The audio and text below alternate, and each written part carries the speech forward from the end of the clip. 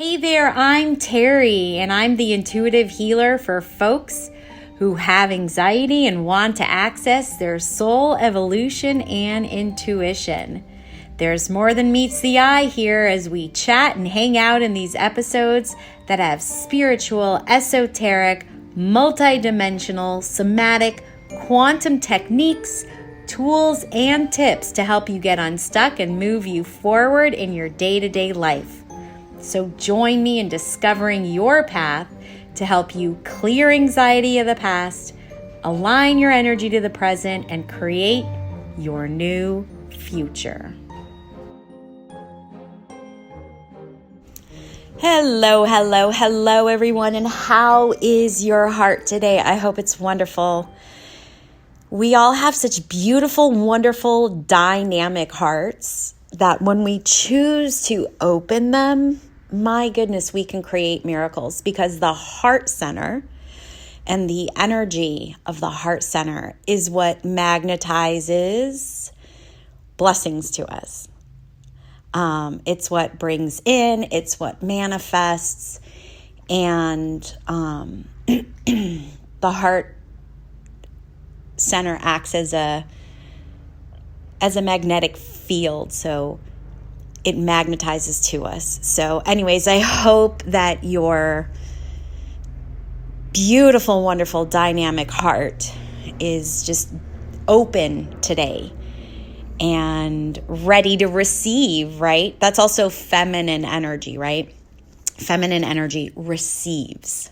Masculine energy gives. And there's both divine aspects to each of them, but that's a whole other thing. I am really excited to share with you a metaphor or an analogy for life, and that's gardening. I know that sounds so weird, right? So here's the scoop, y'all. I don't know what it is, but it's a calling that I've had lately. So I do want to say that if you have a calling of any sort, you should start following it, because you have no idea ultimately where it's going to lead you. So I've had this calling to start gardening, okay? And I've never been a person that can garden. I can keep animals alive. Plants, not so much. But for about a good almost year now, I've just had this inclination to plant or to have leaves, or I don't know, just something alive, something with an energy field that isn't my dog, who you guys know I love immensely. But something else. I just needed something else. And I've never been one of these goddess-like witches, I guess you can say, who can talk to plants or who can hear trees. That's not my thing. Like I don't hear what plants or flowers say. Like, it's not like they talk to me per se. I've always loved flowers, and I do oftentimes buy myself one of those mini bouquets at Trader Joe's, just because flowers do make me feel better. So that, they do have an energetic field. Plants, trees, flowers. I've just never really had that those inclinations to like hug a tree or anything like that. But in the last year or so, we've all been going through an evolution. I've been having my own evolution, my own awakenings, and I've developed what I would, I think, call a reverence. Okay. So a respect and a reverence. I have a dear friend of mine, Jenny. She has a magnificent, beautiful garden. Roses and fruits and vegetables and flowers and trees and the whole thing. And I see how passionate she is about her gardening. And that is infectious. When you are talking to somebody who has a passion about something, they just glow, they ignite. They could, be sick, right? But their passion, or when they start talking about their thing, whatever their thing is, they glow and they're just absolutely beautiful, right? So she sent me a Marco Polo this morning, and she's not feeling well, but she started teaching me about gardening because I know nothing about gardening. And here I am taking on building a tiny garden. Yes, people, I have a new hobby and it's gardening. But it's a small garden. I live in an apartment in Los Angeles.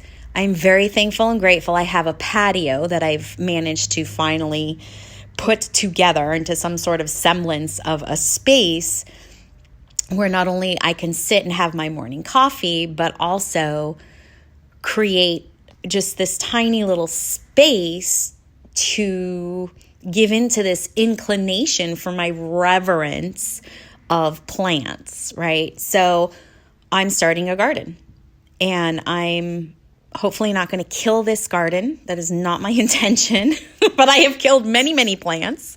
Like I said, I can keep animals alive. Plants, there's room for improvement, right? So I purchased some bell peppers, red and yellow, or orange. I can't remember if it's yellow bell peppers or orange bell peppers. Anyways, one of those. Strawberries and Persian cucumbers, spearmint, and then just regular mint. I'm considering garlic. I don't know. We'll see. Because the garlic and the mint keep critters away naturally. So I don't know. We'll see. Anyways, why am I saying that gardening is an analogy or a metaphor for life? I'm going to tell you, because I don't know how to garden. I have ideas of how to garden, but when it comes down to it, I don't know how to garden. And I don't know what to expect in each stage of these developments with these plants, right? So for me, in my personal experience right now, I am living in this world of uncertainty in regards to my gardening, right? What are things that I know? I know that I have this calling to follow it, right? So I'm going to go ahead and I'm going to follow it. I know that there are certain vegetables or fruits that I want to cultivate and I want to nurture and I want to tend to so that they can manifest, so that they can grow, so that they can, bloom their fruits, which are the actual, bloom their flowers, which are the actual, fruits or veggies, right? So those are things that I know, but I don't necessarily know the outcome of what this garden is going to be like. So this garden to me right now is representing life because it's very uncertain. I don't know what is going to happen. I'm going to give you an example. This morning, I woke up to a flower, a beautiful flower on my strawberry plant. And I was like, what? Do strawberries have flowers? Because I didn't know this, right? So this is like dorky Terrie, Marco Polo. Well, I don't know. Did I Marco Polo her? I sent her a video. I can't remember. But I said, oh my gosh, Jenny, oh my gosh. There's a flower on my strawberry plant. Are there flowers that grow on strawberry plants, right? So there was this big, unexpected, beautiful thing on my, in my plant. And what I learned, because I did not know before, so now this comes into my reference or my frame of knowing that flower is actually going to turn into the strawberry, which I didn't know. So, right. So there's alchemy going on here too. A flower is going to turn into a strawberry that we could eat. Look, I don't know these things, right? So if you're listening and you do gardening, I totally don't blame you if you're laughing at me and not with me. Totally fine with that. But I'm just saying, like, I did not know that. And here comes this thing and I'm like, uh-oh. But immediately I go to the uh-oh because I'm trained to look at the negative instead of the positive right away, right? So I have to, with effort and intention, stop myself and go, wait, how do I know this isn't a bad thing? Right? Or how do I know this is a good thing? How about it just is what it is, right? Then I look at my Persian cucumbers and there's all these really weird leaves. These were not there yesterday, okay? This morning, they're there. These leaves are like jagged. They're not smooth. So Jenny proceeds to tell me the kind of leaves that they are, right? So now I'm getting educated. So now I'm learning. I'm way smarter today than I was yesterday. I did not know this information about gardening or planting or leaves or anything like that, right? So it's so uncertain what's going to happen with these plants. When are they going to produce the vegetables? I don't know when. How long is it going to take? Who knows? Am I watering them correctly? And what I mean by that is not like, do you just put water in? Duh, of course you put water in, but like how often, right? So Jenny told me to stick my finger in into the soil to feel if the soil is wet or damp, right? So I thought, okay, you just pat the top of the soil to feel if it's dry or if it's damp. No, you got to stick your finger in there. That means you got to get in there in order to see what your next move is. Again, just like life, right? We can't avoid or just assume. We got to get in there and really, really see what is going on so I know what my next move is, right? Again, another really great metaphor for life. So as I'm having this experience of gardening, I'm just really trying to use it as, in a way, a meditation. Maybe not meditation is not the right word. I should say affirmation, of an affirmation of, this is really uncertain. I have no idea, just like life. I have no idea what's going to happen next. All I know is that I've got to tend to curate, put action and effort and attention into whatever is going on in the present moment, because I don't know if I'm going to end up killing this garden, right? I don't know if I'm going to actually get or achieve the results that I want, but I am participating, so I'm not running away, and I'm going to keep doing it with like this consistency of aim and effort, and I'm going to be mindful and aware of what's going on, look at what's actually happening, not create stories about what might potentially happen in this garden or make assumptions about the garden or assign outcomes so I can try and control this experience, right? So I'm really going to use this garden as an affirmation for my human experience, right? And it's really interesting because, like, I've always thought gardening really was meant for grounding people. And it is. Don't get me wrong. It is.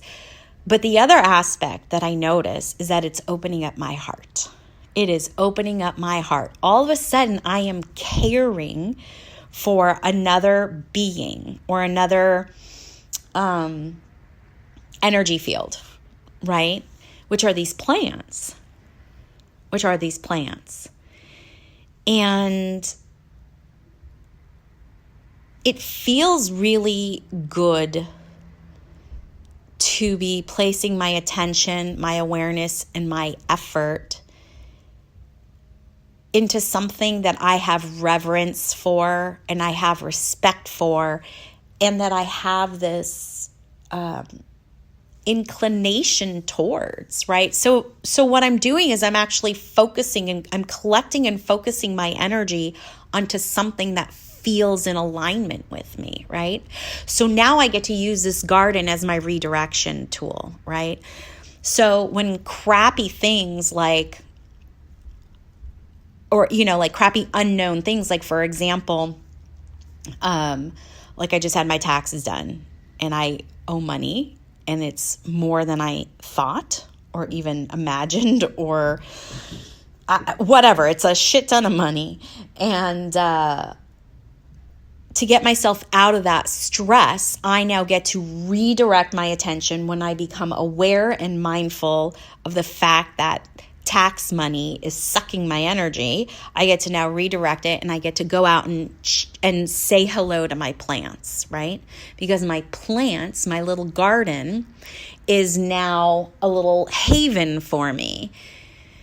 And I'm training my brain to enjoy the experience of my garden, right? So I'm making a very conscious decision. I'm continuing my effort, and my follow through activity is redirecting my attention to my garden, right? And I keep doing that over and over and over, over and over and over. Aim and effort with consistency, right? We got to build a new momentum, right? I'm not going to feed a certain storyline. There's a timeline I don't want to live in, right? So I'm going to make a very conscious effort to change that thought and redirect my attention and my energy into something that actually feeds my energy field instead of sucks it away. Yes. So this garden is actually, so far, seems to be a very healing experience for me. And it's like I touched on before, it's opening my heart, because now all of a sudden I'm becoming nurturing and compassionate and really wanting to see these fruits and vegetables grow, right? Because then it also means that the plant is doing what it's able to do and what it's supposed to do. It's living out its, its design, right? So now I get to be there and be the cheerleader too to these plants, right? So that helps me open my heart. And so, I'm really noticing that this garden is like really helping me develop more of my feminine energy. As a modern day woman, I tend to have more masculine energy, just like a lot of women. Modern women are pretty much trained to do more instead of to just be, which doing, like I started out, is more masculine and being is more feminine. And so this is a very interesting journey for me. It's very exciting. It is opening my heart. I feel good about caring for something, nurturing something, just like I do with my dog, right? It allows me to bring out those feminine energies in me. So, life experience is very, very interesting. So I think I'll leave you with this. If there's something, first of all, if there's a calling that you have or an inclination that you want to move towards something, follow it, because you never know where it's going to lead you. And second of all, if it's, a hobby or whatever, allow it to teach you uncertainty, because the more, look, we are very anxious people. If you're listening to this, you have a tendency to probably be more anxious about things, right? Which is always worrying about the future, not staying present with the now moment, right? So jumping timelines that may not even actually manifest or come true, right? So use whatever you're doing or whatever inclination you have or whatever hobby you have or whatever you're dealing with, use it to teach you how to deal with uncertainty, because the more we can learn how to be calm, grounded, and just neutral, really, that should be our goal, neutral in uncertainty, that's when we're able to sort of see clearer and feel directions to move in, right? So we can jump to the next step, and they end up working out for us, even though we don't know how. But the how, like I tell all my clients, the how is none. It is none of your business. That is where we co-create with the multiverse or the universe or God, goddess, creator, whoever, whatever your higher power is, right? So that's my suggestion to you. I'm very excited about this little planting journey. I hope I don't kill it. It's definitely not my intention. And I'm going to do all the things that I can do within my ability and capability to keep these guys going. Really, to keep these guys going. And hopefully, sooner than I can even imagine, you'll hear me crunching on a Persian cucumber in a podcast. All right, you guys, stay connected, right? Stay connected. Keep that heart open. Keep that beautiful, wonderful heart of yours open. Stay connected. I'll see you on the flip side. Well, our time in this now moment together has ended, but another now moment is on its way. Thank you so much for joining me in this human journey and listening to this podcast, The Portal with Terrie Huberman. I sure hope you're getting something out of it. I'm here to help you clear anxiety from the past, align your energy into the present, and help you create your future. My prayer for you is to find the peace and calmness in any given now moment so you can recognize when blessings are afoot and you get to choose your next adventure. Be curious and stay connected. You can always find me at terriehuberman.com. Bye now.